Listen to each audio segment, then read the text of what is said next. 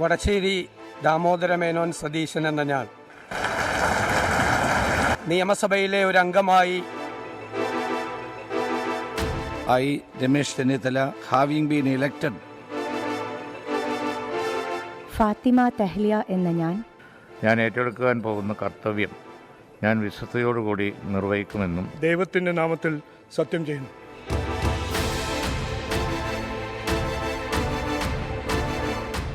പിണറായി വിജയൻ എന്ന ഞാൻ നിയമസഭയിലെ ഒരു അംഗമായി തിരഞ്ഞെടുക്കപ്പെട്ടിരിക്കുന്നതിനാൽ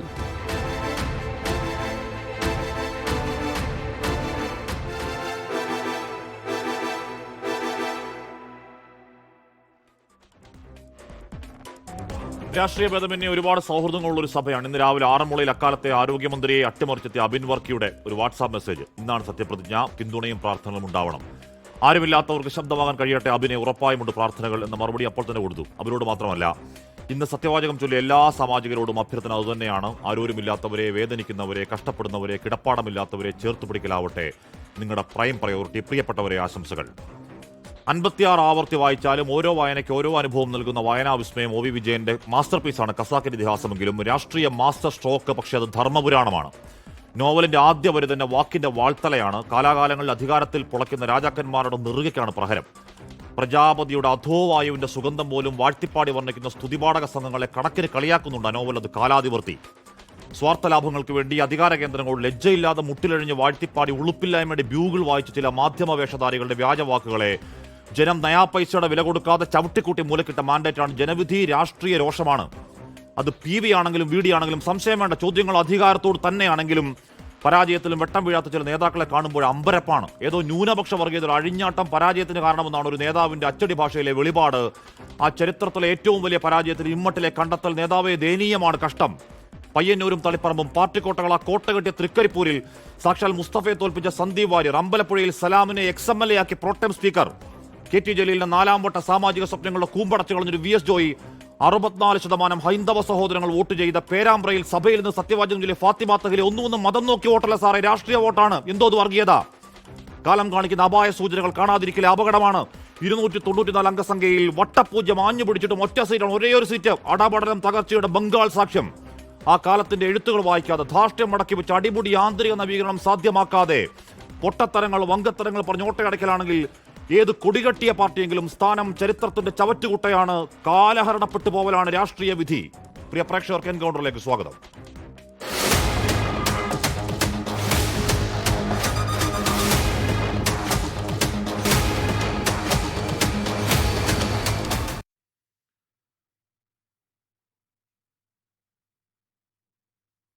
സന്ദീപ് വാര്യർ, TP ജയേന്ദ്രൻ, CM ജയേന്ദ്രൻ, ആനന്ദ് കൊച്ചുകൂടി, ഇഷ മറിയം ഹാരിസ് എന്നിവർ ചർച്ചയിൽ. ആരാണ് ഇഷ എന്ന് വഴിയെ പറയാം. സന്ദീപ് വാര്യർ MLA, ആദ്യം തന്നെ അഭിനന്ദനങ്ങൾ. സുഹൃത്തായ ഒരാൾ സഭയിലേക്ക് വന്നതിൽ ചെറുതല്ലാത്ത സന്തോഷം. സന്ദീപ്, ഇന്നലെ കേരളയിൽ റദ്ദാക്കി ആ സ്ഥലം ഒന്നും ചെയ്യാനാവാത്തവർ അതിൽ സന്തോഷം രേഖപ്പെടുത്തി. സതീഷിന് അവർക്ക് രക്ഷകനെ. പക്ഷേ നമുക്ക് അതിവേഗ പാതകൾ വേണം, നമുക്ക് മെഗാ പ്രൊജക്റ്റുകൾ വേണം. പ്രതിപക്ഷത്തിൽ എന്ന് പറഞ്ഞ കാര്യങ്ങൾ ഭരണത്തിലിരിക്കുമ്പോൾ നിങ്ങൾക്ക് അതേപോലെ പ്രവർത്തിക്കാനാവില്ല. പ്രത്യേകിച്ച് 10 വർഷക്കാലത്തിന്റെ എതിർപ്പുകളുടെ ബാഗേജൊക്കെ എങ്ങനെ മറികടക്കാനാണ് ടീം UDFന്റെ പ്ലാൻ, ആ വൈതരണി മറികടക്കൽ? സന്ദീപ്.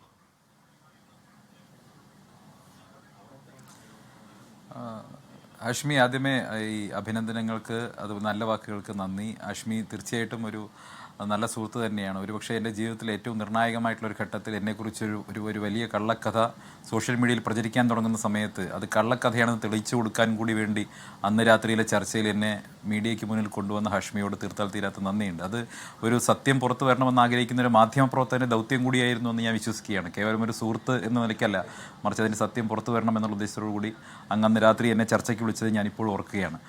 എന്തായാലും അങ്ങ് ചോദിച്ച ചോദ്യത്തിലേക്ക് കിടക്കുമ്പോൾ, ഈ കേരളത്തിലെ അടിസ്ഥാന സൗകര്യ വികസനവുമായി ബന്ധപ്പെട്ട പ്രധാനപ്പെട്ട ചോദ്യമാണ് അങ്ങ് ഉന്നയിച്ചത്. തീർച്ചയായിട്ടും കേരളത്തിലെ അടിസ്ഥാന സൗകര്യ വികസനവുമായി ബന്ധപ്പെട്ട് UDFനൊരു കാഴ്ചപ്പാടുണ്ട്. UDF സർക്കാരുകൾ അധികാരത്തിലുണ്ടായിരുന്ന കാലഘട്ടങ്ങളിലൊക്കെ കേരളത്തിൽ അടിസ്ഥാന സൗകര്യ വികസന രംഗത്ത് നല്ല രീതിയിൽ ഇൻവെസ്റ്റ്മെൻറ്റ് നടന്നിട്ടുണ്ട്. കേരളത്തിൽ പ്രധാനപ്പെട്ട റോഡുകൾ, പ്രധാനപ്പെട്ട മെട്രോ പ്രൊജക്റ്റ് അടക്കമുള്ള കാര്യങ്ങൾ, കേരളത്തിലെ എയർപോർട്ടുകൾ, ഉദാഹരണത്തിന് നെടുമ്പാശ്ശേരി എയർപോർട്ടും അതുപോലെ തന്നെ കാലിക്കറ്റ് എയർപോർട്ടും അടക്കമുള്ള പ്രധാനപ്പെട്ട മേജർ ഇൻഫ്രാസ്ട്രക്ചർ പ്രൊജക്ട്സ് മുഴുവൻ UDF സർക്കാരുകൾ അധികാരത്തിൽ നിന്നപ്പോഴാണ് വന്നിട്ടുള്ളത്. അപ്പോൾ സ്വാഭാവികമായിട്ടും ഡെവലപ്മെൻറ്റുമായി ബന്ധപ്പെട്ട് UDFന് വളരെ അനുകൂലമായിട്ടുള്ള ഒരു നിലപാടാണുള്ളത്. അതിനുവേണ്ടി പലപ്പോഴും ഒരുപക്ഷെ ഒരു ജനങ്ങളെ പ്ലീസ് ചെയ്യിക്കുന്ന തീരുമാനങ്ങൾ എടുക്കാതെ ഒരുപക്ഷെ വളരെ ടഫായിട്ടുള്ള ഡിസിഷൻസ് പലപ്പോഴും ഭരണാധികാരികൾക്ക് എടുക്കേണ്ടി വരാറുണ്ട്. അത് ഏറ്റവും പ്രധാനപ്പെട്ട ഉദാഹരണമാണ് UDF സർക്കാരുകൾ പലപ്പോഴും അത്തരം ടഫ് ഡിസിഷൻസ് എടുത്തിട്ടുണ്ട്. ഇവിടെ കേരളയിലുമായി ബന്ധപ്പെട്ട് നേരത്തെ നമുക്കറിയാം കേരളത്തിലെ വലിയ തോതിൽ ബഹുജന പ്രക്ഷോഭം അരങ്ങേറിയിട്ടുള്ള ഒരുപക്ഷെ കേരളത്തിലെ ഏറ്റവും അപ്രായോഗികമായിട്ടുള്ള കേരളത്തെ വല്ലാത്ത കടക്കണിയിലേക്ക് കൊണ്ടുവന്ന് തള്ളുമായിരുന്ന 10,000-കണക്കിന് ജനങ്ങളെ കുടിയൊഴിപ്പിച്ചുകൊണ്ട് അവരെ കണ്ണീരിലാഴ്ത്തുമായിരുന്ന പ്രൊജക്റ്റ് അത് വേണ്ട എന്ന നിശ്ചയദാർഢ്യത്തോടെ അന്ന് കോൺഗ്രസും UDFും എടുത്തൊരു തീരുമാനമാണ്. അതിനെതിരായിട്ടുള്ള സമരപ്രക്ഷോഭത്തിന് മുൻപന്തിയിൽ നിന്നാണ്. അപ്പോൾ സ്വാഭാവികമായിട്ടും അന്ന് പ്രയാസം അനുഭവിച്ച ഒരുപാട് ആളുകൾ ആ പദ്ധതി ഏതാണ്ട് ഉപേക്ഷിക്കപ്പെട്ടിട്ടും എന്നാൽ അതുമായി ബന്ധപ്പെട്ട് ഭൂമി ഏറ്റെടുക്കലുമായി ബന്ധപ്പെട്ട് അവരുടെ ഭൂമി മറ്റൊരു സ്ഥലത്ത് പ്ലഡ്ജ് ചെയ്യാൻ പോലും സാധിക്കാതെ, അതല്ലെങ്കിൽ ഒരു കുട്ടിയുടെ വിവാഹമുണ്ടെങ്കിലോ ഒരു ആരോഗ്യ പ്രശ്നമുണ്ടെങ്കിലോ ചികിത്സയ്ക്ക് വേണ്ടിയിട്ടോ പോലും ഭൂമി വിൽക്കാൻ പറ്റാത്ത സ്ഥിതിയിലേക്ക് പോയിരുന്ന ഒരുപാട് മനുഷ്യരുണ്ടായിരുന്നു. അവരുടെ മുഴുവൻ കണ്ണീരൊപ്പുന്ന ഒരു തീരുമാനമാണ് UDF സർക്കാർ സ്വീകരിച്ചിട്ടുള്ളത്.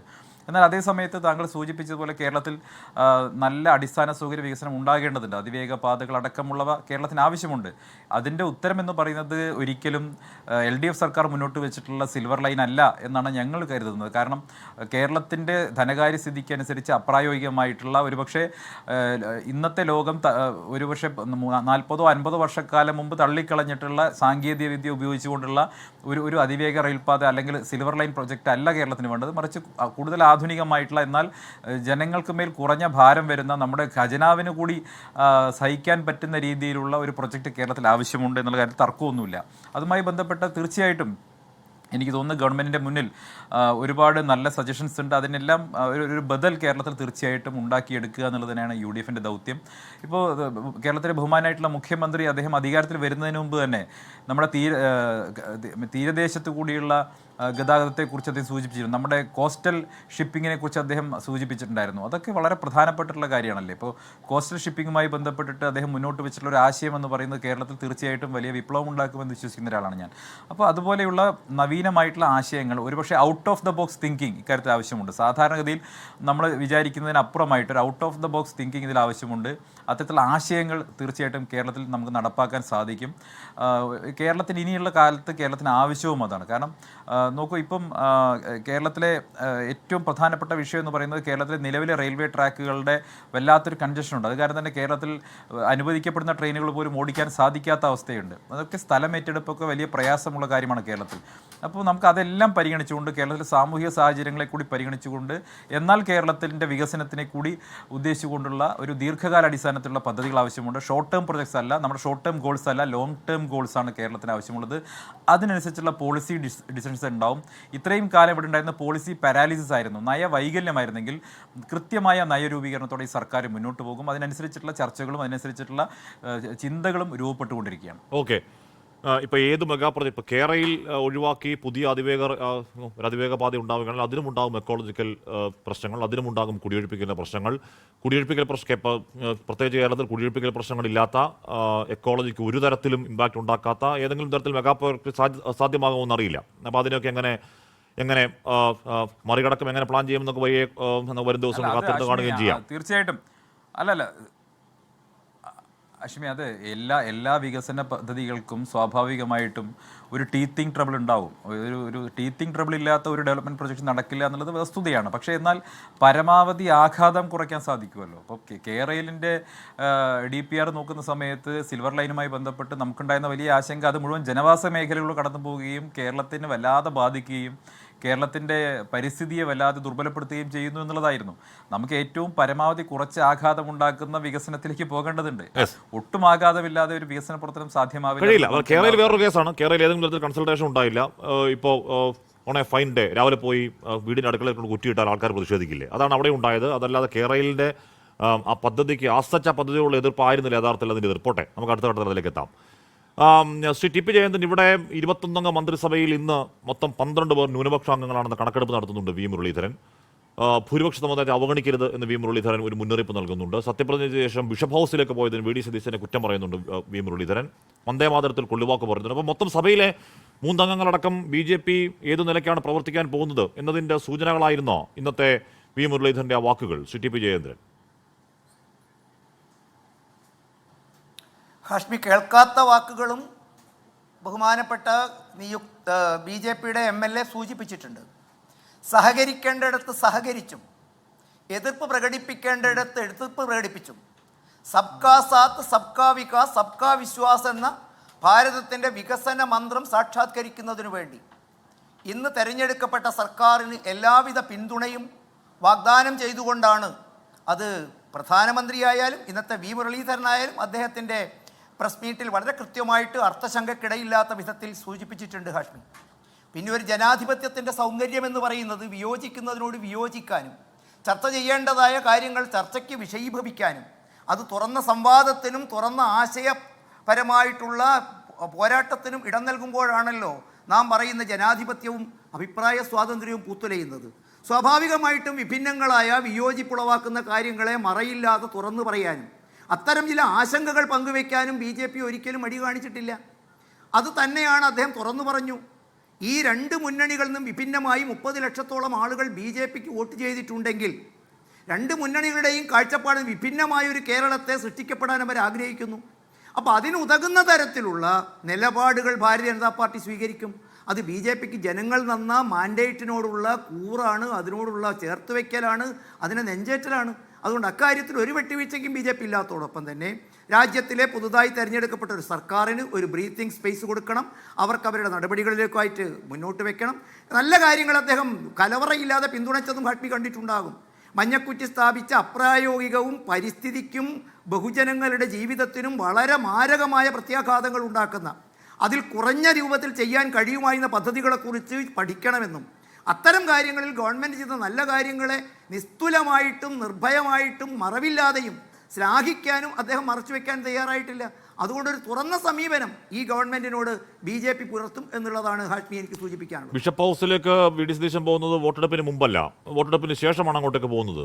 അദ്ദേഹം തന്നെ പറയുന്നുണ്ട്, എനിക്ക് ഇഷ്ടമുള്ള ആൾക്കാരെ കാണും, നിങ്ങൾക്ക് എന്താണ് കുഴപ്പമെന്ന് ചോദിക്കുന്നുണ്ട്. അപ്പോൾ അതൊക്കെ എടുത്ത് പറയുന്നതിനകത്തൊരു ബാഡ് ടേസ്റ്റ് ഫീൽ ചെയ്തു ശ്രീ TP ജയേന്ദ്രൻ. അതെൻ്റെ തോന്നലാണോ? അല്ല, അത് അദ്ദേഹത്തിൻ്റെ മുൻ വാക്കുകളുമായി ചേർന്ന് പോകുന്നതാണോ എന്നൊരു വിയോജിപ്പാണ് അദ്ദേഹം സൂചിപ്പിച്ചത്. മാത്രമല്ല, നമ്മൾ മതേതരത്വ സങ്കല്പത്തിലും ജനാധിപത്യത്തിൻ്റെ സൗന്ദര്യമൊക്കെയായി പറയുന്നത് എന്താണ്?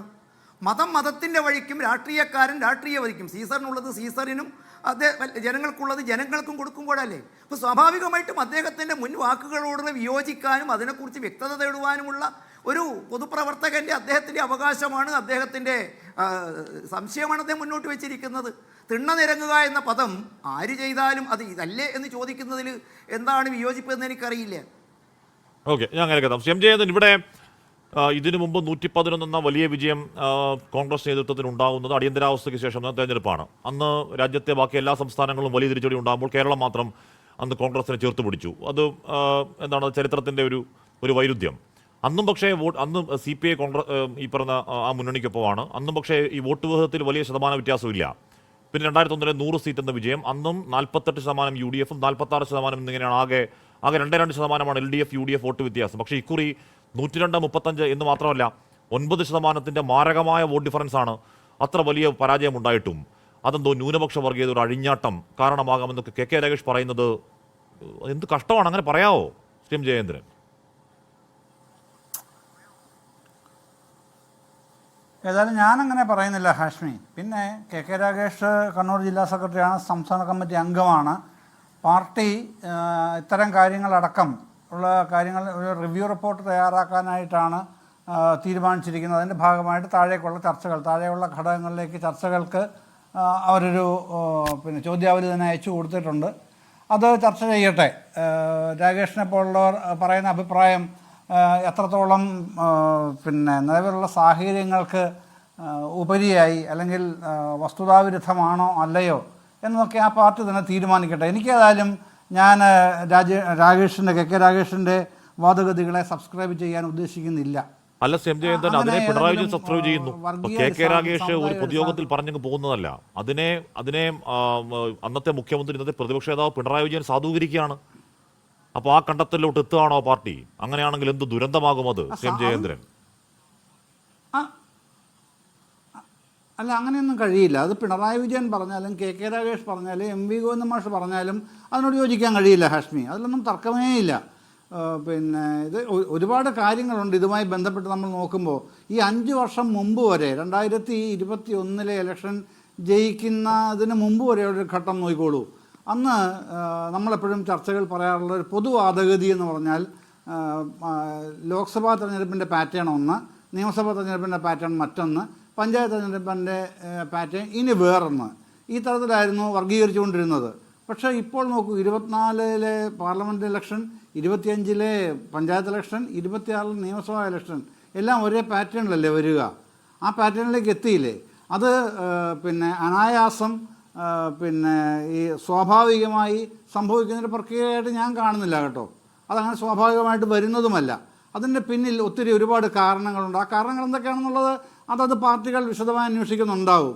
എനിക്ക് എളുപ്പം പറയാനുള്ള, അല്ലെങ്കിൽ ഈ സമയക്കുറവ് കൊണ്ട് പറയാനുള്ള ഒരു കാര്യം ഹാഷ്മി ഞാനൊന്ന് ചൂണ്ടിക്കാണിക്കാൻ ആഗ്രഹിക്കുകയാണ്. ഈ പിന്നെ നമ്മുടെ തെരഞ്ഞെടുപ്പ് കഴിഞ്ഞല്ലോ, കഴിഞ്ഞ ഘട്ടത്തിൽ അതിൻ്റെ ആ മാസം അവസാനം, ഏപ്രിൽ അവസാനം ആയപ്പോഴേക്ക് എല്ലാവരും പോസ്റ്റ് പോൾ സർവേ ഒക്കെ നടത്തി. ഞാൻ എൻ്റേതായ നിലയ്ക്ക് ഒരു 10-12 മണ്ഡലങ്ങളിൽ, തൃശ്ശൂർ, നാട്ടിക മുതൽ ഇങ്ങോട്ട് കൊല്ലം വരെയുള്ള ഒരു 12 മണ്ഡലങ്ങളിൽ ഞാനും എന്നെക്കൊണ്ട് കഴിയുന്ന രൂപത്തിൽ ഒരു മണ്ഡലത്തിൽ 100-130 പേര് ആ കണക്കിന് നടത്തിയിരുന്നു.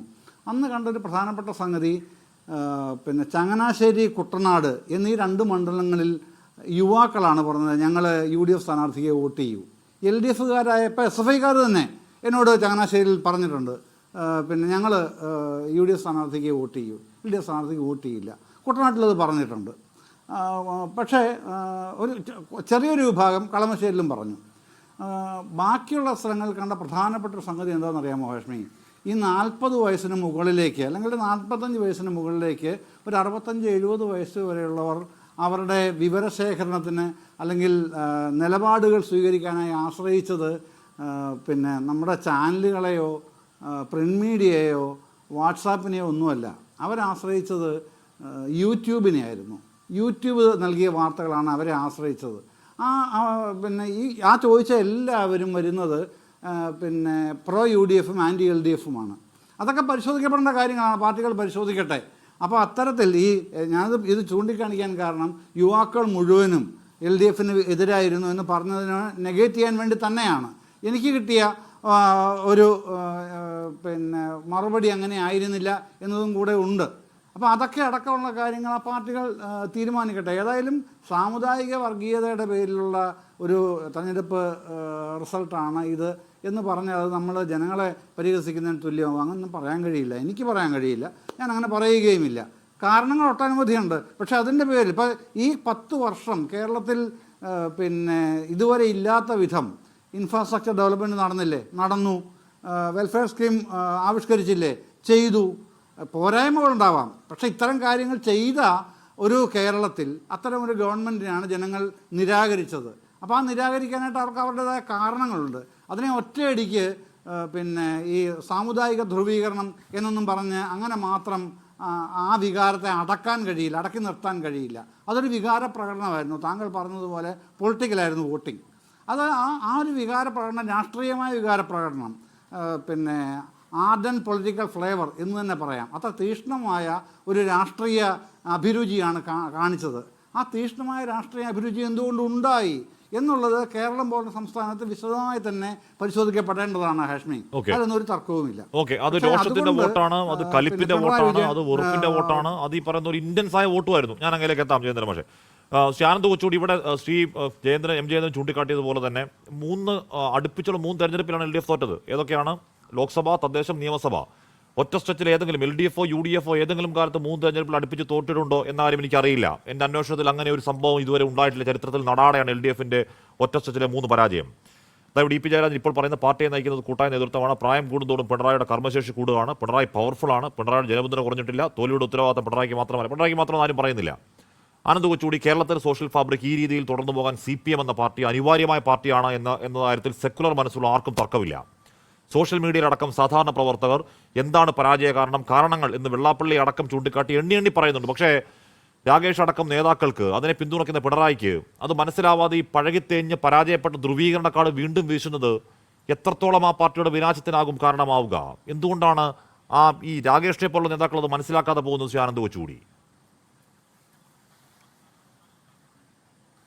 അല്ല, രാകേഷിനെ പോലെയുള്ള നേതാക്കൾ കഴിഞ്ഞ 10 വർഷമായി CPM പറയുന്ന ഉരുവിടുന്ന അതേ മന്ത്രം വീണ്ടും ഉരുവിടാൻ തുടങ്ങിയത് വളരെ ദയനീയമാണ്. വളരെ എന്താണ്, അത് ഒട്ടും നമ്മൾ പ്രതീക്ഷിക്കാത്തൊരു കാര്യമാണ്.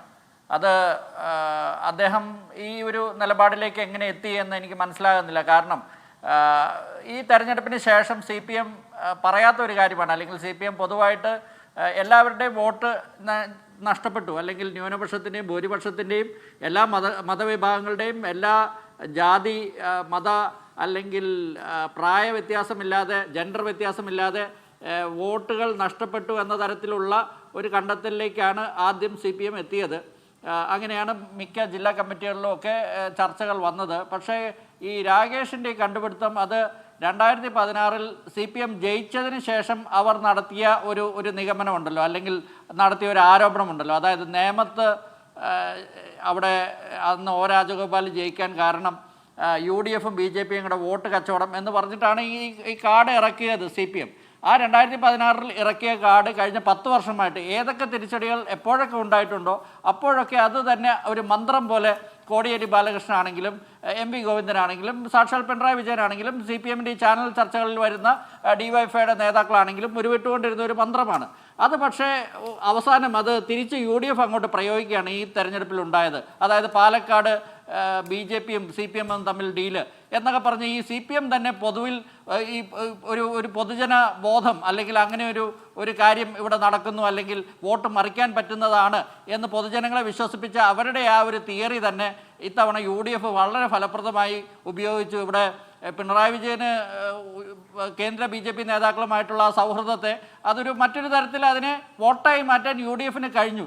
അപ്പോൾ CPM 2016 ഇറക്കിയ കാർഡ് UDF അവർക്കെതിരെ തിരിച്ച് പ്രയോഗിച്ചിട്ട് പോലും ഈ LDF ഇപ്പോഴും ഈ കാര്യം CPM-ൻ്റെ നേതാക്കൾ ഇപ്പോഴും ഈ കാര്യം മനസ്സിലാക്കുന്നില്ല എന്നുള്ളിടത്താണ് ഇതിൻ്റെ അകത്തെ ഒരു കൗതുകകരമായിട്ടുള്ള വസ്തുത.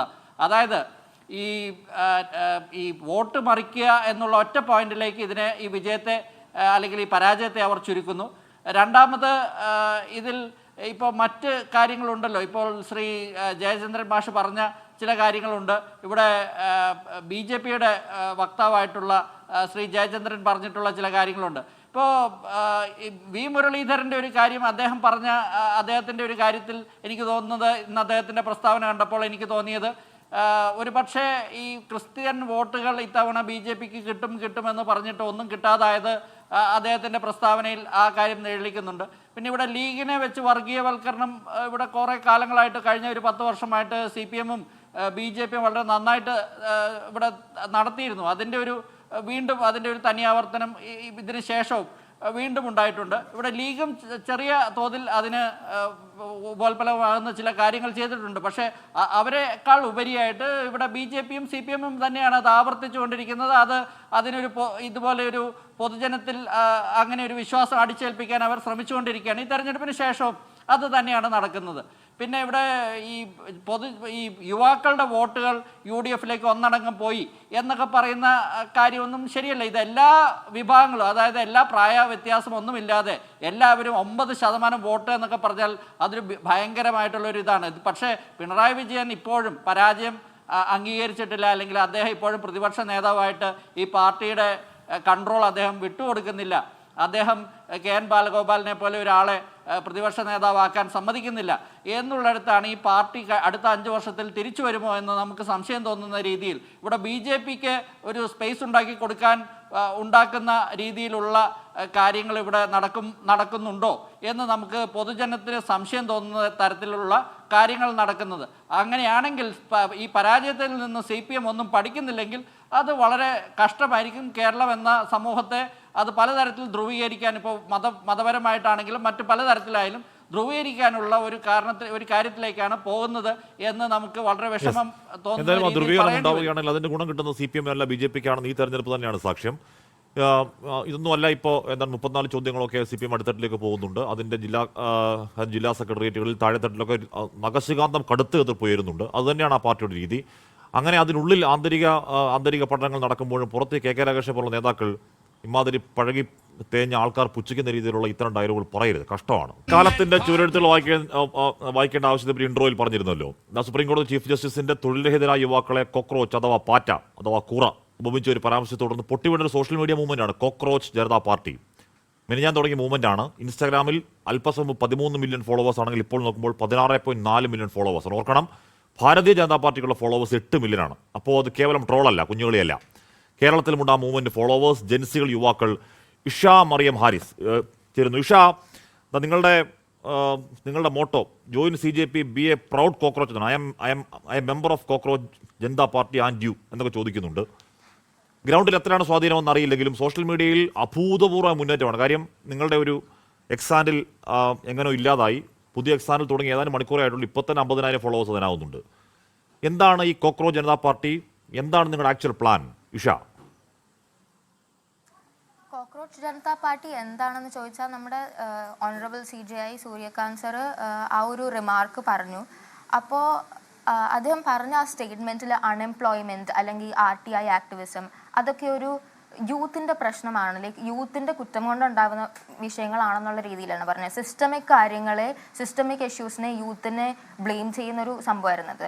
ആൻഡ് ആ കോക്രോച്ചസ് എന്ന് വിളിച്ച് അതിൻ്റെ ബ്ലെയിം മുഴുവൻ യൂത്തിലിട്ട് അവരതിനെതിരെ പൊളിറ്റിക്കൽ റേജ് വോയിസ് ചെയ്യുമ്പോൾ അവരെ തന്നെ കുറ്റം പറയുന്ന ആ ഒരു ബ്ലെയിമിങ് ഇതിനെതിരെ സറ്റയറായിട്ട് ഒരു തമാശ പോലെ അഭിജിത് ദിപ്കെ എന്ന് പറയുന്ന മനുഷ്യൻ തുടങ്ങിയതാണിത്. പുള്ളി ജസ്റ്റ് ഒരു വെബ്സൈറ്റ് ഉണ്ടാക്കി ഒരു 5 point മാനിഫെസ്റ്റോ ചെയ്തു. അദ്ദേഹം പോലും വിചാരിച്ചില്ല ഇത് ഇത്രയും ബ്ലോ അപ്പ് ആകുമെന്ന്. ഇത് പക്ഷേ within 24 hours thousands and thousands of followers വരുന്നു. ആ വെബ്സൈറ്റിൽ കയറി എല്ലാവരും രജിസ്റ്റർ ചെയ്യുന്നു. ഇത് ഭയങ്കര ഇതാവുന്നു. അപ്പോൾ അദ്ദേഹം തന്നെ റിയലൈസ് ചെയ്യുമായിരുന്നു ദാറ്റ് ഇതൊരു സെറ്റയർ പോലെ തുടങ്ങിയ സാധനം ആക്ച്വലി ഒരു ഇമ്പാക്റ്റ് ഉണ്ടാക്കാൻ കെൽപ്പുള്ള ഒരു മൂവ്മെൻ്റ് ആയിട്ട് മാറാൻ പറ്റുമെന്ന് അപ്പോൾ റിയലൈസ് ചെയ്യുമായിരുന്നു. ഇപ്പോഴത്തെ ഒരു അവസ്ഥ എടുത്ത് നോക്കുവാണെങ്കിൽ ഇപ്പോൾ ഇത് ജസ്റ്റ് ആ നെയിം മാത്രമേ ഉള്ളൂ, സെറ്റയർ കോക്രോച്ച് ജനതാ പാർട്ടി. ഇത് ആക്ച്വലി ഒരു രജിസ്റ്റേർഡ് പൊളിറ്റിക്കൽ പാർട്ടിയൊന്നുമല്ല. ഇത് ഒരു മൂവ്മെൻ്റ് ആണ്, ഇതൊരു ട്രെൻഡ് ഒന്നുമല്ല, ഇതൊരു മൂവ്മെൻ്റ് ആണ്, റിയലി ഒരു ജെൻസി മൂവ്മെൻറ്റ്. ആ സെറ്റയർ ആ പേരിൽ മാത്രമേ ഉള്ളൂ ഇപ്പോൾ ആ കോക്രോച്ചസ് എന്നുള്ളത്. ലൈക്ക് കോക്രോച്ചസ് പല ഇത്രയും ഡൈനോസോഴ്സിനെ വൈപ്പ് ഔട്ട് ചെയ്ത ആസ്ട്രോയിഡ്സ് വരെയും സർവൈവ് ചെയ്ത ആൾക്കാരാണ് കോക്രോച്ചസ്. സോ അതുപോലെ നമ്മൾ ഭയങ്കര റെസിലിയൻ്റ് ആയിട്ട് എത്ര നമ്മളെ ഓടിക്കാൻ നോക്കിയാലും നമ്മൾ സർവൈവ് ചെയ്യുന്ന ആൾക്കാരായിരിക്കും എന്നുള്ളൊരു ഇതിലാണിപ്പോൾ കോക്രോച്ച് ജനതാ പാർട്ടിയിലെ ആൾക്കാരെല്ലാം ഇതിനെ ഇൻ്റർപ്രറ്റ് ചെയ്യുന്നത്. ഇതിൽ എനിക്കൊന്ന് മെയിനായിട്ട് പറയാനുള്ളത്, നമുക്കൊരു 5 point മാനിഫെസ്റ്റോ ഉണ്ടല്ലോ, അതിനകത്ത് 5 points നമുക്ക് കേൾക്കുമ്പോൾ ഒരു പാർട്ടീൻ്റെ ഇതുപോലെ നമ്മൾ സറ്റയർക്കലി നമ്മൾ ചെയ്തു എന്നേ നമുക്ക് തോന്നത്തുള്ളൂ. പക്ഷെ ശരിക്കും അതൊരു പാർട്ടി മാനിഫെസ്റ്റോ ആയിരുന്നെങ്കിൽ അത് എന്തൊക്കെ റെപ്രസെൻറ്റ് ചെയ്യുന്നു എന്ന് ഉള്ള സംഭവം നമുക്ക് മനസ്സിലാക്കുകയാണെങ്കിൽ നമ്മുടെ യൂത്തിന് എന്തൊക്കെയാണ് ആവശ്യം എന്ന് നമുക്ക് മനസ്സിലാക്കാൻ പറ്റും. ബിക്കോസ് ആദ്യത്തെ കാര്യം പറയുന്നത് റിട്ടയർമെൻറ്റ് കഴിഞ്ഞിട്ട് നമുക്ക് ജഡ്ജസിന് രാജ്യസഭയിൽ സീറ്റ് കൊടുക്കാൻ പാടില്ല എന്നുള്ള സംഭവമാണ്. അത് പറയുന്നത് എന്താണ്, അത് ബേസിക്കലി ആവശ്യപ്പെടുന്നതിന് ഇമ്പാർഷ്യൽ ആയിട്ടുള്ള, പാർഷ്യാലിറ്റി ഇല്ലാത്ത ഒരു ജുഡീഷ്യൽ സിസ്റ്റം നമുക്ക് വേണം എന്നുള്ളതാണ്. ഒരു പൊളിറ്റിക്കൽ അല്ലെങ്കിൽ എന്തെങ്കിലും ഒരു എൻറ്റിറ്റീന് ഫേവർ ചെയ്യുന്ന ഒരു ജഡ്ജ്മെൻറ്റ് കൊടുക്കാൻ ഒരു ഇൻസെൻറ്റീവ് ഉണ്ടാക്കുന്ന പോലെയാണ് രാജ്യസഭാ സീറ്റ് റിട്ടയർമെൻറ്റ് കഴിഞ്ഞ് കിട്ടാനുള്ള ചാൻസ്. അപ്പോൾ അത് നമ്മൾ അങ്ങനെയുള്ള സംഭവങ്ങൾ ഇല്ലാതാക്കുക. ഇപ്പോൾ രണ്ടാമത്തെ ആണെങ്കിൽ എല്ലാ വോട്ടും പ്രൊട്ടക്റ്റ് ചെയ്യുക എന്നുള്ള ഒരു എയിമിൽ കൂടെയാണ് നമ്മുടെ രണ്ടാമത്തെ പോയിന്റ് വരുന്നത്. അത് ബേസിക്കലി പറയുന്നത് നമുക്ക് ഓരോ വോട്ടർക്കും ഇപ്പം നമ്മൾ ഇല്ലീഗലായിട്ട്, അതായത് എന്തെങ്കിലും പിഴവ് കൊണ്ട് നമ്മൾ ശരിക്കും ലീഗലായിട്ടുള്ള ഒരു വോട്ടറുടെ വോട്ട് റിമൂവ് ചെയ്യുവാണെങ്കിൽ നമ്മൾ CECനെ, അതായത് ചീഫ് ഇലക്ഷൻ കമ്മീഷണർ, നമ്മൾ UAPA ചുമത്തി നമ്മൾ അറസ്റ്റ് ചെയ്യും എന്നുള്ളതാണ് രണ്ടാമത്തെ പോയിന്റ്. അത് ഈ വോട്ട് ചോറിയുടെ എല്ലാം കോണ്ടെക്സ്റ്റിൽ ഭയങ്കര റെലവൻ്റ് ആണ്. ബിക്കോസ് ഒരു സിറ്റിസൻ്റെ വോട്ട് എന്ന് പറയുന്ന ഫണ്ടമെൻ്റൽ റൈറ്റ് ആണ്. ആൻഡ് അത് നമ്മൾ റിമൂവ് ചെയ്യുവാണ്, അവർക്കത് ആ റൈറ്റ് വയലേറ്റ് ചെയ്യുവാണെങ്കിൽ നമ്മൾ ബേസിക്കലി അത് ഒരു ടെററിസ്റ്റ് ആക്ടിവിറ്റി ആണ് എന്നുള്ള ഈ വോട്ട് ചോറിയൊക്കെ നോർമലൈസ് ചെയ്യുമ്പോഴും നമ്മൾ അതിൻ്റെ ആ ഒരു ഡീസെൻസിറ്റൈസ്ഡ് ആവാതെ ഇത് ഇത്ര വലിയൊരു കാര്യമാണ് എന്ന് പോയിന്റ് ഔട്ട് ചെയ്യുന്നതാണ് നമ്മുടെ രണ്ടാമത്തെ പോയിന്റ്. പിന്നെ നമ്മൾ പറയുന്നത് 50% റിസർവേഷൻ ഫോർ വിമൻ.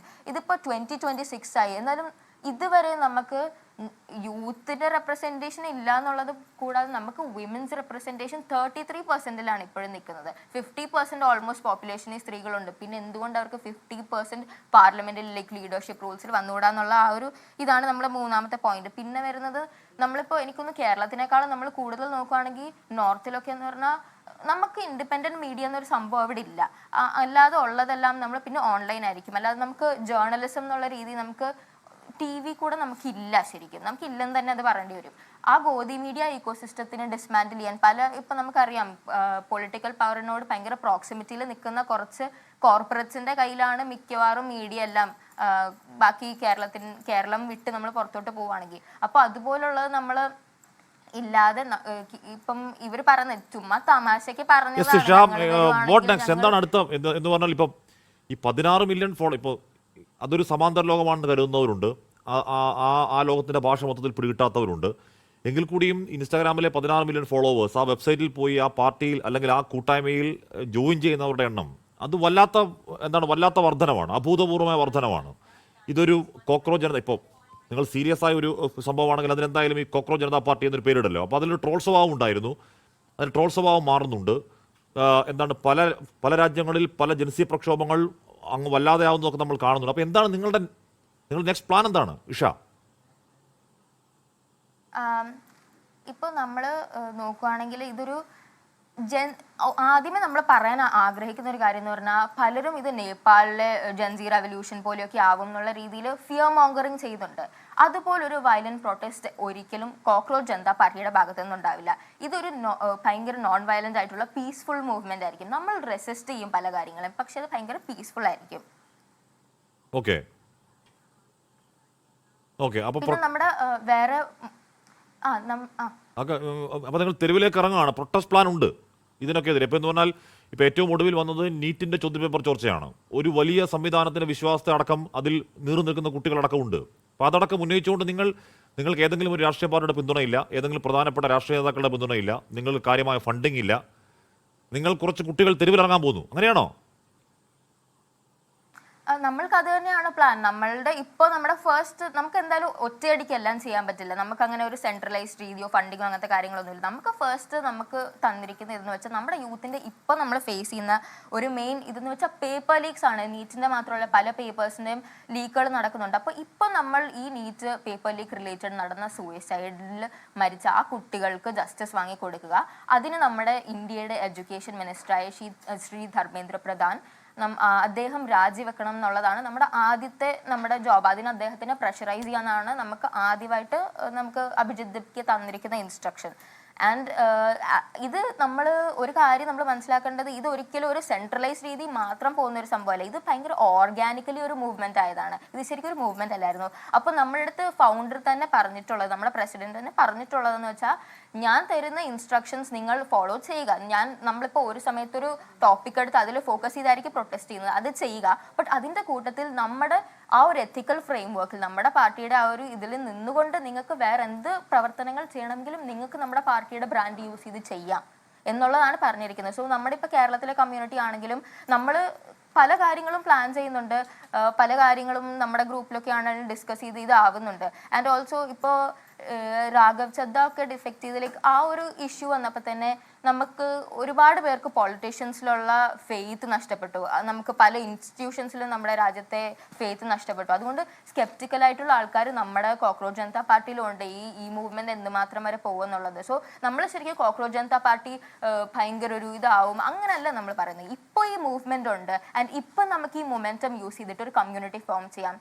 ഇപ്പം നമുക്ക് എന്തൊക്കെ കാര്യങ്ങൾക്കെതിരെ പ്രൊട്ടസ്റ്റ് ചെയ്യാം, ആർക്കൊക്കെ എന്തൊക്കെ നല്ലത് നേടിക്കൊടുക്കാം, അതെല്ലാം നമ്മൾ ചെയ്യുവാണ് ഇപ്പം നമ്മുടെ ലക്ഷ്യം. ആൻഡ് പിന്നീട് അഥവാ ഒരു പോയിന്റ് എത്തുമ്പോൾ നമ്മുടെ ഈ കോക്രോച്ച് ജനതാ പാർട്ടി നിൽക്കേണ്ടി വരുവാണെങ്കിൽ നമ്മൾ ഓൾറെഡി ഫോം ചെയ്തിരിക്കുന്ന കമ്മ്യൂണിറ്റി, നമുക്ക് ആ ഓർഗനൈസ് ചെയ്യാൻ വന്നിരിക്കുന്ന സ്കിൽസ് അത് വെച്ച് നമ്മൾ വീണ്ടും ഇവോൾവ് ചെയ്ത് പുതിയൊരു ഓർഗനൈസേഷനിലോട്ട് നമ്മൾ ഓരോ രൂപങ്ങളായിട്ട് മാറുക എന്നുള്ളത്. നമ്മൾ ഇപ്പം തന്നെ ആക്ച്വലി നമ്മുടെ കേരള കമ്മ്യൂണിറ്റിയിൽ നമുക്ക് പല അക്കൗണ്ടുകളും നമ്മുടെതെല്ലാം സസ്പെൻഡ് ആയിക്കൊണ്ടിരിക്കുക, ഒരു റീസണും ഇല്ലാതെ. നമ്മൾ ഭയങ്കര ലോഫുൾ ആയിട്ടുള്ള കാര്യങ്ങൾ മാത്രമേ ചെയ്യുന്നുള്ളൂ, പക്ഷെ നമ്മുടെ അക്കൗണ്ട് സസ്പെൻഡ് ആവുന്നു, അതുപോലെ നമ്മുടെ ട്വിറ്റർ ഒഫീഷ്യലുള്ളത് സസ്പെൻഡ് ആവുന്നു, ഇൻസ്റ്റഗ്രാം ഹാൻഡിൽ ഹാക്ക് ചെയ്യാൻ ശ്രമിക്കുന്നു, അതുപോലെ ഞങ്ങളുടെ ഇൻസ്റ്റഗ്രാം ഗ്രൂപ്പ്സിൽ പലരും ഇൻഫിൽട്രേറ്റ് ചെയ്തിട്ട് വേറെ ആൾക്കാർ പിന്നെ അവരെ റിമൂവ് ചെയ്യേണ്ട സിറ്റുവേഷൻസ് വരുന്നു. അപ്പോൾ ഇങ്ങനെയൊക്കെ ഉള്ളപ്പോൾ ഞങ്ങൾക്ക് തന്നെ മനസ്സിലാവുന്നുണ്ട് ഈ കോക്രോച്ച് ജനതാ പാർട്ടി എന്നുള്ള ആ ഒരു പേര് തന്നെ ഞങ്ങൾക്ക് ഇപ്പോൾ റിസ്ക് ആണ് ഈ ഇൻസ്റ്റഗ്രാം പോലുള്ള പ്ലാറ്റ്ഫോംസിൽ. അതുകൊണ്ട് ഞങ്ങളിപ്പോൾ ഡിസ്കോഡ് സെർവറും അങ്ങനെയുള്ള കാര്യങ്ങളാണ് യൂസ് ചെയ്യുന്നത്. അതുകൊണ്ട് നമ്മളിപ്പോൾ വിചാരിക്കുന്നത്, ഇപ്പം നമ്മുടെ കേരള കമ്മ്യൂണിറ്റി ആക്ച്വലി ഇപ്പം തന്നെ ഒരു ബാക്കപ്പ് പോലെ ആക്കി വെച്ചിട്ടുണ്ട്. അഥവാ ഈ മൂവ്മെന്റിന് എന്തെങ്കിലും പറ്റുവാണെങ്കിൽ നമുക്ക് പിന്നീട് ഒരു ബാക്കപ്പ് പോലെ ഒരു ഓർഗനൈസേഷൻ വേണം എന്നുള്ള രീതിയിൽ. ആൻഡ് ഇത് ബാക്കപ്പ് ഓർഗനൈസേഷൻ വേണം എന്നുള്ള രീതിയിൽ. ആൻഡ് ഇത് നമ്മൾ ഒരിക്കലും ഈ മൂവ്മെന്റ് കൊണ്ട് കഴിയേണ്ട കാര്യമല്ല. ആൻഡ് നമ്മളെന്താ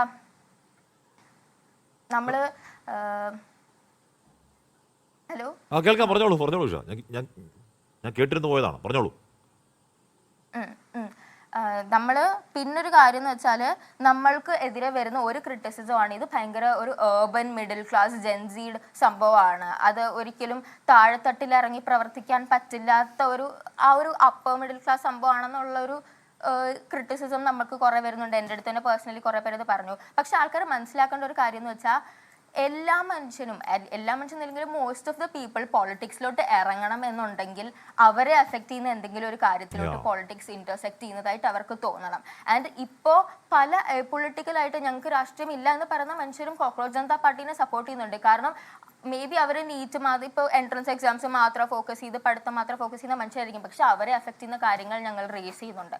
അതുകൊണ്ട് അവർ ആദ്യമായിട്ട് ഒരു പൊളിറ്റിക്കൽ നേച്ചറുള്ള കാര്യങ്ങളിൽ എൻഗേജ് ചെയ്യുന്നു. ആ ആൾക്കാരെല്ലാം ഒരു കമ്മ്യൂണിറ്റി ആവുന്നു.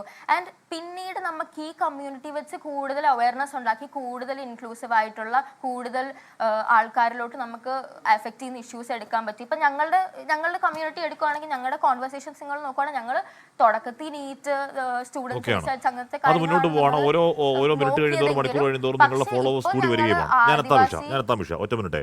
സന്ദീപ്, ഇവിടെ നോക്കൂ, ഈഷ പറഞ്ഞത് മൊത്തത്തിൽ എനിക്ക് മനസ്സിലായിട്ടില്ല. പക്ഷെ അതിനെ ഇപ്പോൾ വി ഡി സതീശൻ എന്ന് പറയുന്ന രാഷ്ട്രീയ നേതാവ് ജൻസികളുടെ ഭാഷ മനസ്സിലാക്കിയ അപൂർവം നേതാക്കളുള്ള ഒരാളാണ്. അതിൻ്റെ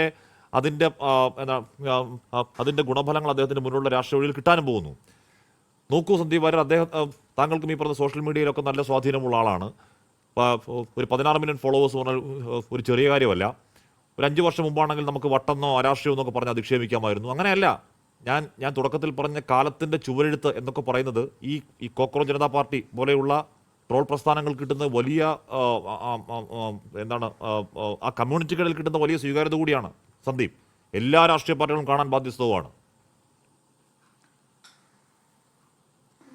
തീർച്ചയായിട്ടും ഹാഷ്മി, ഞാനിതിനെ കാണുന്ന ആസ് എ പൊളിറ്റിക്കൽ സ്റ്റുഡൻറ്റ് ഇന്ത്യയിൽ നിലനിൽക്കുന്ന ഒരു വളരെ സ്ട്രോങ് ആയിട്ടുള്ള ആൻറ്റി ഇൻകംബൻസി വേവിനെയാണ് ഇത് കാണിക്കുന്നത്. എല്ലാ ഏകാധിപതികൾക്കും അനിവാര്യമായിട്ടുള്ളൊരു പതനമുണ്ട്. ആ അനിവാര്യമായ പതനത്തിലേക്ക് ഈ രാജ്യം ഭരിക്കുന്ന സംവിധാനം പോകുന്നു എന്നുള്ളതാണ് നമ്മൾ മനസ്സിലാക്കേണ്ടത്.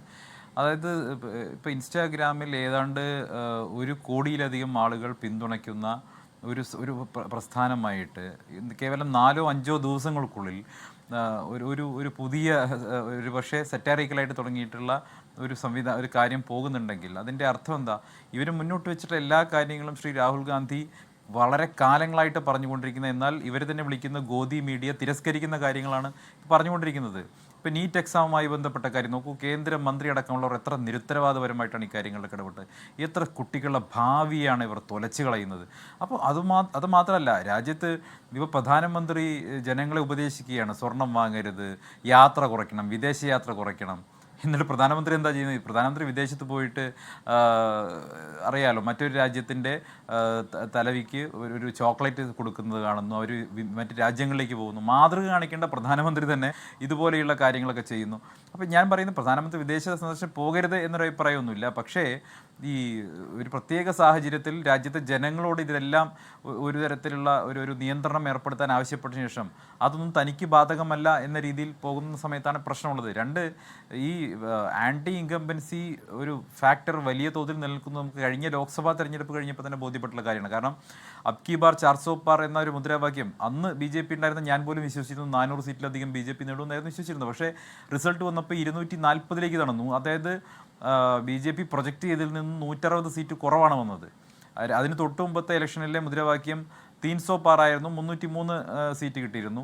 അതിന് തൊട്ട് മുമ്പ് 272+ ആയിരുന്നു, അത് 283 സീറ്റിലേക്ക് വന്നിരുന്നു. അപ്പം അതിന് തൊട്ട് മുമ്പുള്ള 2014-ലും 2019-ലും ലക്ഷ്യം വെച്ച ടാർഗറ്റ് അച്ചീവ് ചെയ്തിട്ടുള്ള ഒരു പാർട്ടി, എന്നാൽ 2024-ൽ ലക്ഷ്യം വെച്ചതിൽ നിന്ന് 160 സീറ്റുകൾ കുറവായിട്ടാണ് ഫിനിഷ് ചെയ്തത്. അത് മാത്രമല്ല, പ്രധാനമന്ത്രി തന്നെ വാരണാസിയിൽ പിന്നിട്ട് നിൽക്കുന്ന സാഹചര്യമുണ്ട്. ധർമ്മടത്ത് പിണറായി വിജയൻ പിന്നിട്ടുന്നതുപോലെയാണ് വാരണാസിയിൽ മോദി പിന്നിട്ട് നിൽക്കുന്ന ഒരു കാഴ്ച കണ്ടത്. ആരും വിശ്വസിച്ചതുപോലുമില്ല ഇങ്ങനെ സംഭവിക്കുമെന്ന്.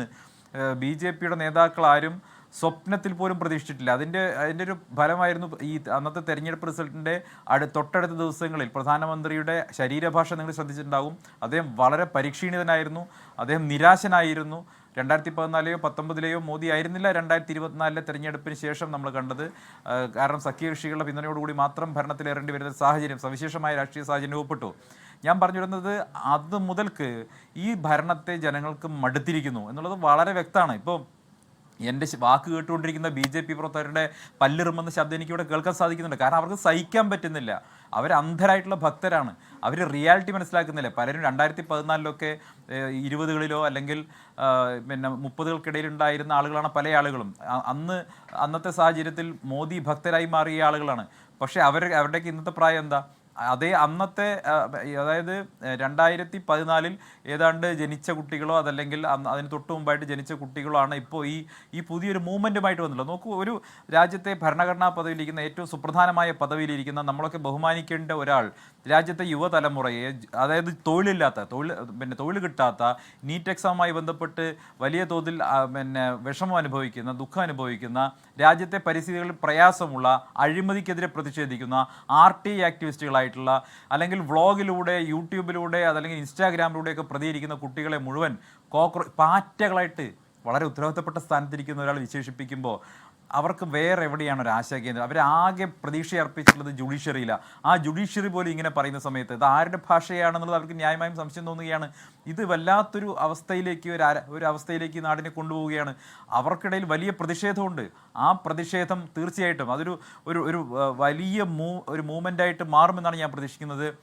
ആ മൂവ്മെൻറ്റ് തീർച്ചയായിട്ടും അത് ജനങ്ങൾക്കിടയിലൊരു വികാരമാണ്. ഇവിടെ 10 വർഷം പിന്നിട്ട പിണറായി സർക്കാരിനെതിരെ ഇതുപോലൊരു ജനവികാരമുണ്ടെന്ന് ഒരു മാധ്യമങ്ങളും അളന്നിരുന്നില്ല, ഒരു സർവേ ടീമും അളന്നിരുന്നില്ല. പക്ഷേ ഞാൻ ഉറപ്പിച്ചും തറപ്പിച്ചും പറയുന്നു, ഇന്ന് കേന്ദ്രം ഭരിക്കുന്ന സംവിധാനത്തിനെതിരെ അതിരൂക്ഷമായിട്ടുള്ള ജനവികാരം പൊതുജനമധ്യത്തിലുണ്ട്, താഴെത്തട്ടിലുണ്ട്. ജീവിക്കാൻ കഴിയാത്ത സാഹചര്യമുണ്ട്. നിങ്ങൾ പുറത്ത് പോയിട്ട് ഈ സാധാരണ ചായക്കട നടത്തുന്ന ആളോട് ചോദിച്ചാൽ മതി, ഗ്യാസ് കിട്ടാനില്ല. എത്ര പേരുടെ തൊഴിൽ നഷ്ടപ്പെട്ടെന്നറിയാമോ?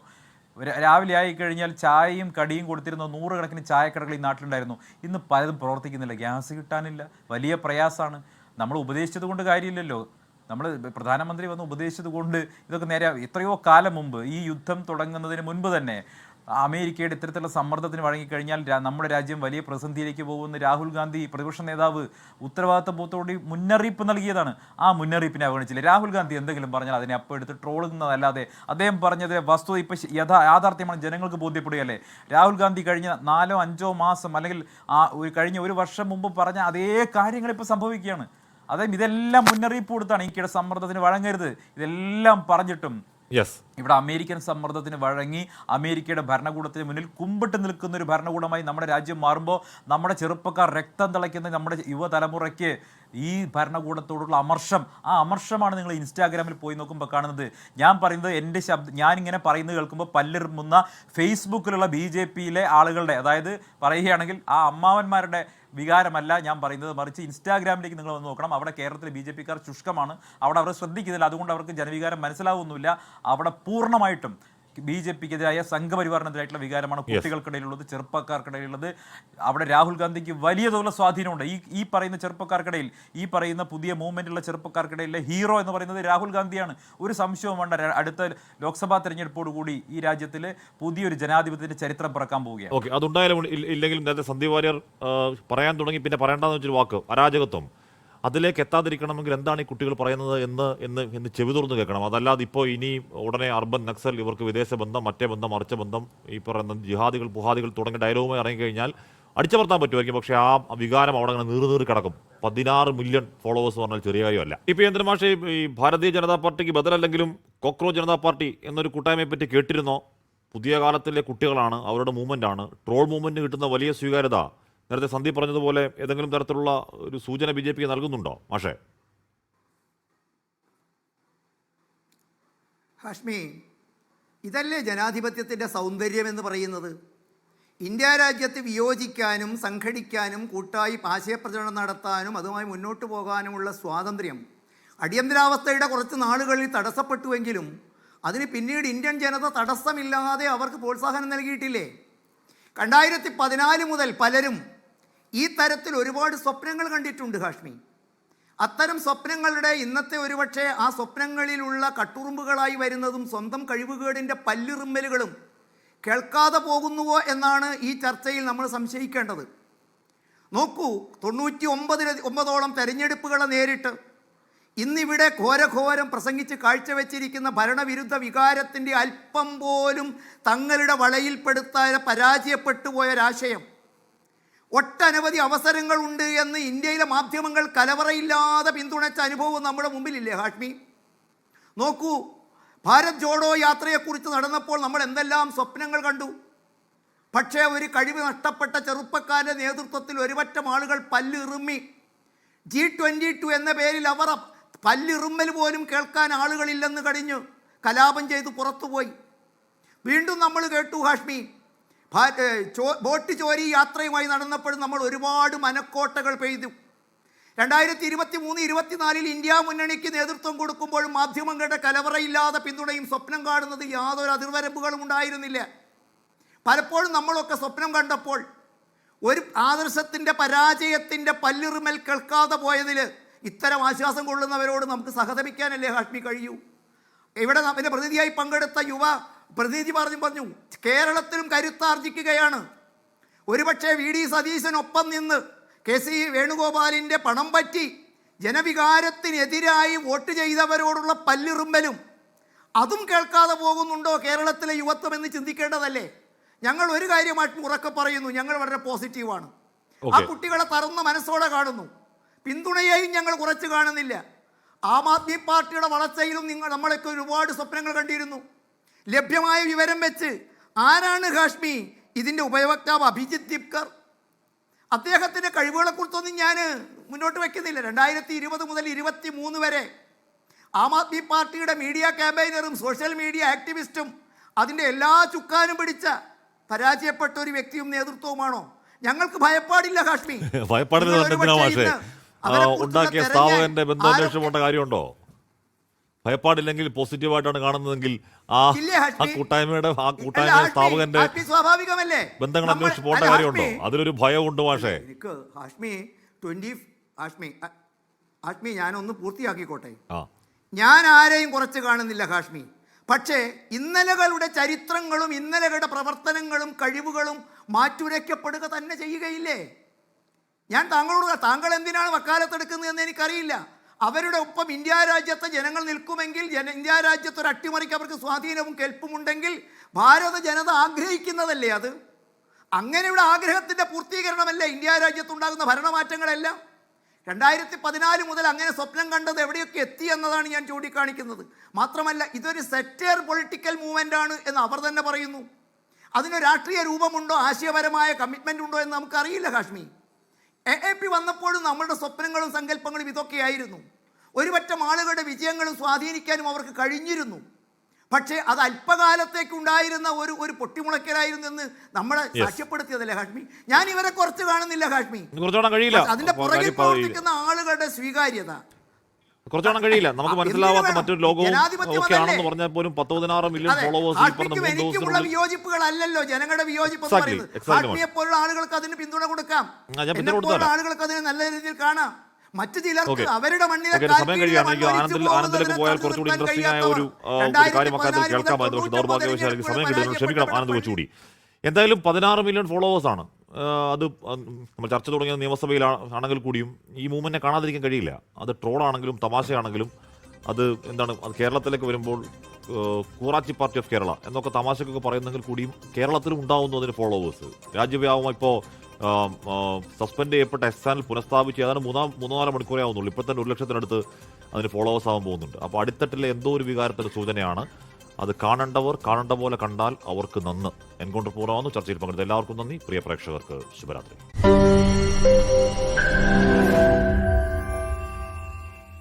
ലോകത്തെവിടെയായാലും ഏത് സമയത്തും 24 വാർത്തകളും ഓഗ്മെന്റഡ് റിയാലിറ്റി പാക്കേജുകളും എക്സ്പ്ലെയിനറുകളും വിശദമായി കാണാൻ ഞങ്ങളുടെ യൂട്യൂബ് ചാനൽ നിങ്ങൾക്ക് സബ്സ്ക്രൈബ് ചെയ്യാം.